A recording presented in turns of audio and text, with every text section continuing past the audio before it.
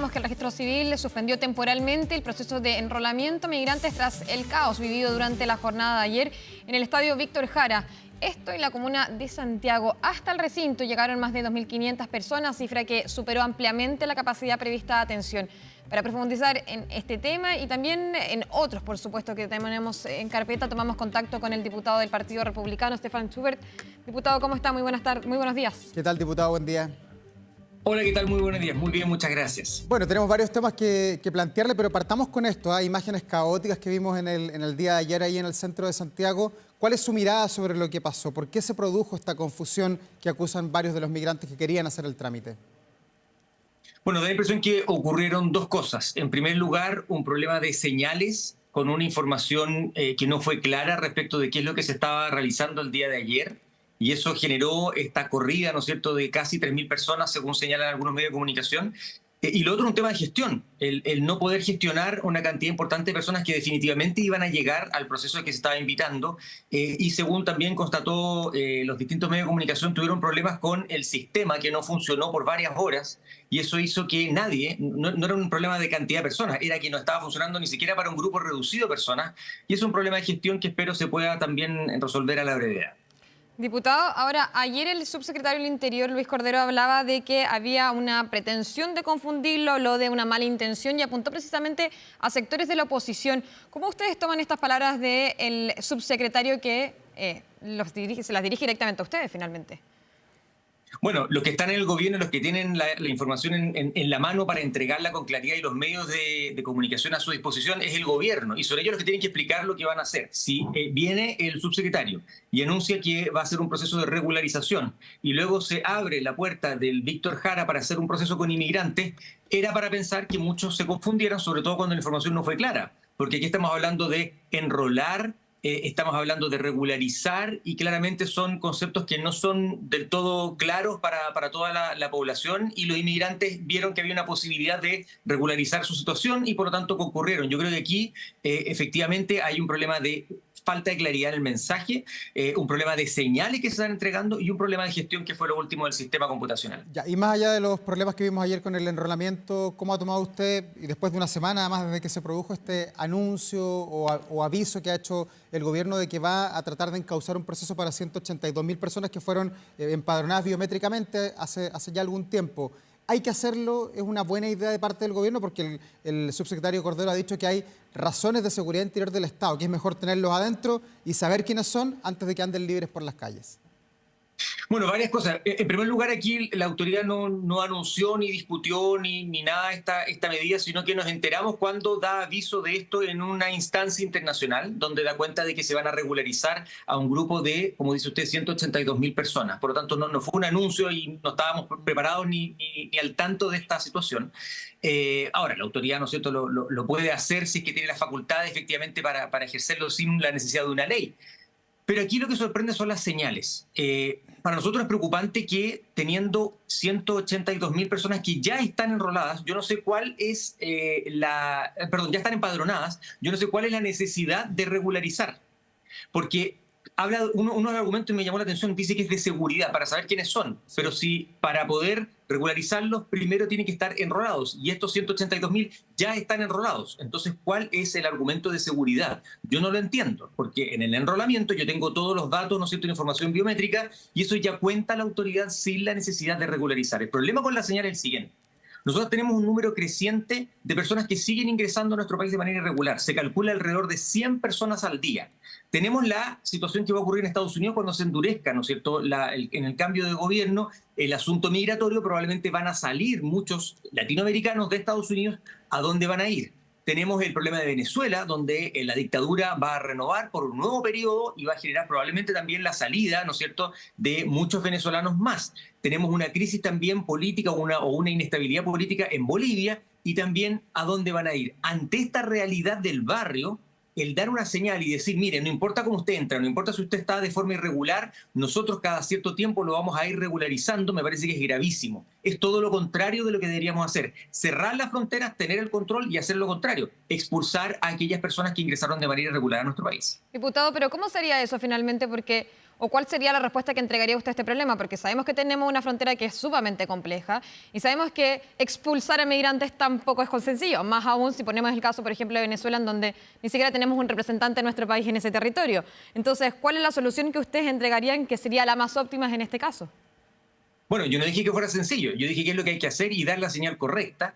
Y lo primero que hay que hacer es cerrar la frontera. O sea, no se entiende que estemos viendo qué hacer y cómo solucionar, pero seguimos teniendo la frontera porosa. Aquí tenemos que cerrar fronteras, aplicar toda la tecnología que está disponible para impedir que personas crucen por pasos irregulares hacia nuestro país. Eso es lo primero, no sacamos nada con empezar a enviar de a 20, si están entrando 100 personas aproximadamente al día a nuestro país. Lo primero que hay que hacer es asegurar nuestra frontera a través de rejas, vallas, tecnología, ejércitos, zanjas, las distintas alternativas según el lugar, ¿no es cierto? Nuestra geografía es muy extensa, es muy compleja, pero hay que buscar mecanismos para brindar la seguridad a los chilenos de que nadie va a ingresar de manera irregular. Si no hacemos eso, todo lo que podamos hacer a continuación no tiene ningún sentido porque es como tener una llave abierta y traer una toalla para intentar contener el agua. Ya, pero eso es para los eventuales nuevos migrantes que ingresan al país, pero los que ya están acá adentro, no es válida la teoría. Y he escuchado también a los presidentes de los empresarios, a Ricardo Meves, que lo veíamos recién en otra pauta, que piden que ojalá el gobierno pueda regularizar a estos 182.000 migrantes para que puedan trabajar, para que se les pueda depositar el sueldo, para que puedan tener AFP, acceso finalmente a los servicios que puede proveer el Estado. No hay un argumento válido allí pensando que la expulsión, diputados, seamos bien sinceros, no se va a producir. Venezuela no recibe a nadie y además no terminaríamos nunca para expulsar 182.000 personas. Bueno, es que, esto es muy complejo. Estamos en una situación bastante crítica, pero por lo mismo tenemos que adoptar medidas que pueden ser de largo aliento, pero que demuestre una política donde el Estado no renuncia al control de sus fronteras, no renuncia al hecho de decir aquí las personas que están en nuestro país están con permiso, porque la otra señal que se está dando es decir aquí hay puertas abiertas, vengan porque en algún momento nosotros los vamos a regularizar y no importa cómo hayan ingresado, no importa quiénes sean, pero nosotros vamos a regularizar su situación. Eso es algo muy preocupante que significa que el Estado renuncia a la persecución de aquellas personas que cometen este ilícito de ingresar irregularmente. Esa señal es muy poderosa. Esa señal no podemos renunciar, por difícil que sea. Yo no digo que sea fácil, va a ser difícil. Hay que buscar mecanismos, hay que negociar con los otros países, hay que actuar en conjunto, toda Latinoamérica, y hay que hacer como lo hacen los otros países. O sea, a uno no se le ocurriría ingresar a otro país y que no pase nada. Aquí, si hacemos lo contrario y empezamos a regularizar, estamos en el mundo al revés y es una invitación. Lo que pasó ayer también dentro de esta desinformación, ¿no es cierto?, de esta mala gestión en esta situación migratoria, también responde a lo mismo. Es decir, aquí nos están invitando, se dijo que no era una invitación, pero llegaron casi 3.000 personas. O sea, la búsqueda de estar de manera regular en Chile existe. Lo que nosotros tenemos que hacer es todo lo contrario, es cerrar las fronteras y expulsar a aquellas personas que han ingresado de manera irregular. O sea, ni siquiera buscar parámetros que sean consensuados, por ejemplo, entre los diferentes partidos políticos, porque entendamos también que el gobierno ha dicho que son 182.000, pero no todos ellos los que van a entrar en esta regularización. ¿Ustedes tampoco pondrían un parámetro en cuanto a esto? Yo entiendo que el gobierno habló de regularizar a los 182.000. Entiendo que eso es lo que... Por algo se habla de una regularización acotada, de hecho. Es que se refiere a acotada porque serían acotados a los 182.000. El subsecretario ayer dijo que no, de hecho, diputado. ¿Y cuántos serían entonces los que quiere regularizar el gobierno? Por eso lo que entendemos, de acuerdo a lo que ha hablado el gobierno, es que ahí es donde se están estudiando estos parámetros para ver cuál de la cantidad de ellos o de acuerdo a cuál sería el porcentaje que se estarían regularizando. Y ahí es mi pregunta, si ustedes estarían de acuerdo en alguno de los parámetros o cuál debieran ser los tipos de personas que debieran ser regularizadas. Es que yo no entiendo entonces esa distinción que hace el gobierno, porque ¿por qué de los 182.000 que tengo empadronados voy a escoger a solamente un grupo y no el resto? ¿Cuál es el criterio para aquello? Yo creo que la razón humanitaria sería la única que podría permitir regularizar a algunas personas que hubieran ingresado de manera irregular, pero el resto no lo podemos hacer y esto no tiene que ver con una negociación política, esto tiene que ver con una decisión de Estado de si vamos a respetar las normas, si vamos a renunciar o no a nuestro deber de nosotros controlar quiénes ingresan a nuestro territorio nacional y quiénes no. Si cedemos a eso por negociación, por acuerdo, por lo que usted quiera, creo que estamos en un muy mal escenario y es una muy mala señal hacia afuera y también hacia adentro, porque quiere decir cuando hay algo que no lo podemos controlar, entonces empezamos a ceder. Vamos a hacer eso también con el crimen organizado, porque ya no lo podemos controlar, entonces vamos a empezar a permitir que convivan, que tengan cierto control territorial. O sea, el Estado no puede hacer esas ni negociaciones políticas ni disquisiciones. Aquí hay que aplicar la ley o cerramos por fuera nomás. Diputado Schubert, vamos a otro tema, la reforma a las pensiones que se ha discutido tanto hace ya varios gobiernos, pero ahora parece que sí hay eventualidad de que se pueda alcanzar un acuerdo y hemos visto la posición del Partido Republicano. ¿Por qué le molesta tanto al Partido Republicano, donde usted milita, el que la UDI intenta hacer política, que intente cruzar el cerco, que intente llegar a un acuerdo con el gobierno?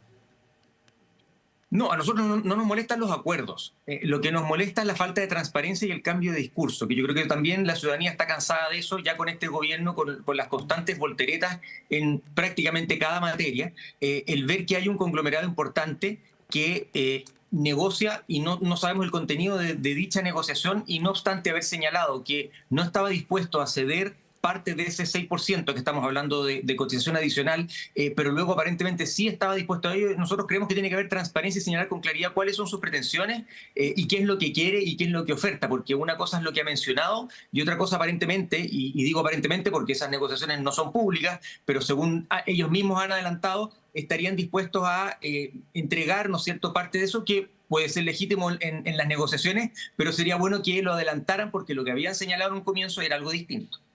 Ahora, diputado Maya, esa negociación, al parecer también han habido negociaciones o intercambio de palabras entre usted y también lo que es Chile Vamos, principalmente obviamente la UDI.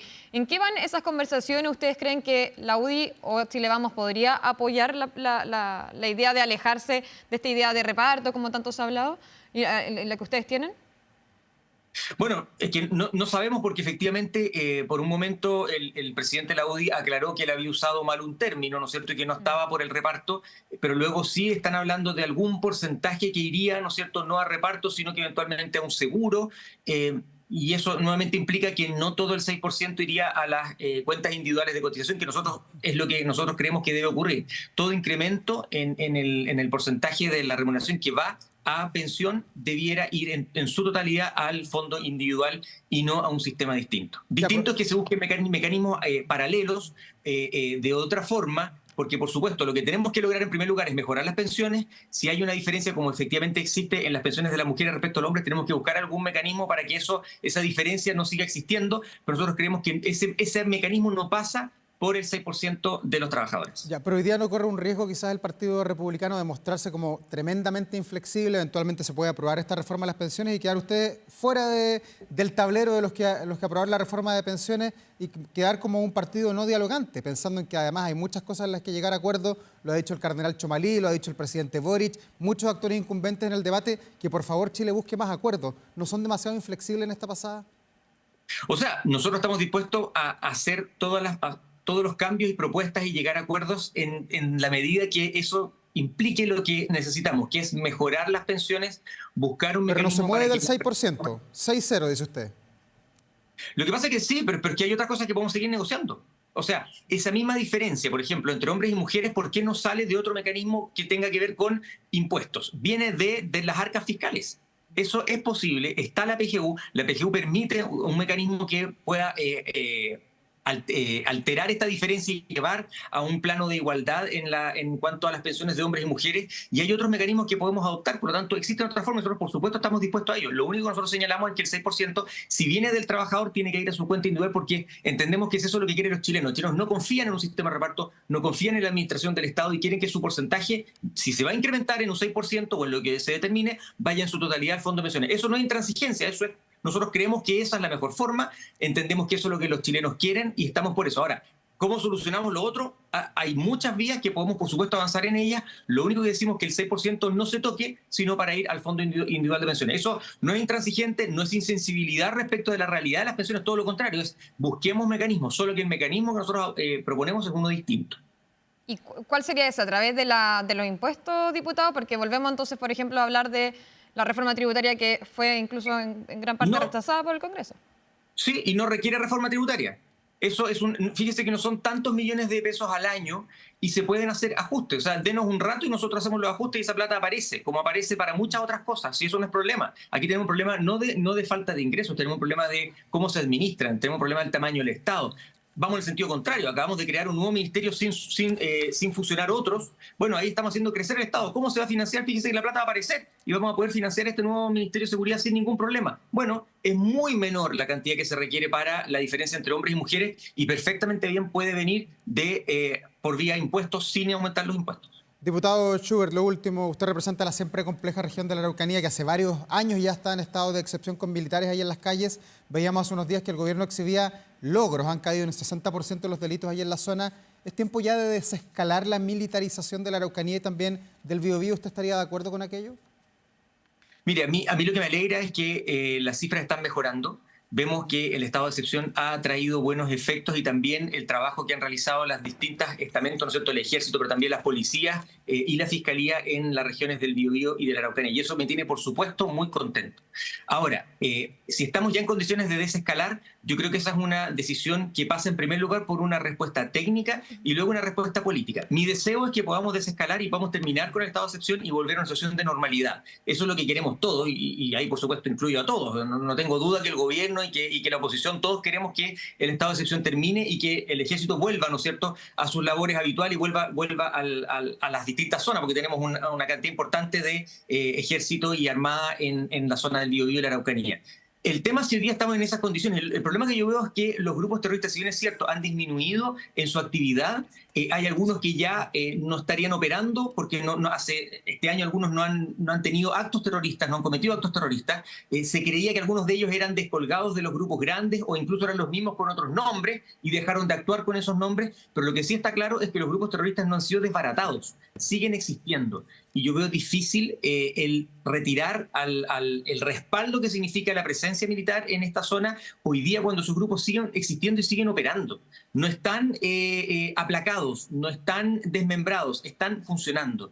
Y eso es una preocupación. Por lo tanto, yo creo que aquí los expertos también tienen que señalar cómo ven ellos la situación, porque lo que no quiero que ocurra es que el ejército se vaya, la armada se vaya, y vuelvan a incrementarse los atentados, porque eso puede tener costo en vidas. Y creo que ahí la decisión de haber sacado de manera adelantada la presencia militar y tener resultado de no solamente daño, sino que afectación a la vida, creo que eso es muy relevante. Tenemos que tener la certeza de que eso no va a ocurrir. Y yo no sé si estamos en el momento de tener certeza, pero lo que más deseo es que podamos desescalar y terminar pronto con el estado de excepción. Sí, sin duda. Diputado Stefan Schubert del Partido Republicano, muchas gracias por su tiempo. Gracias, diputado. Buen día. Muchas gracias a ustedes. Que tengan un buen día. Hasta luego.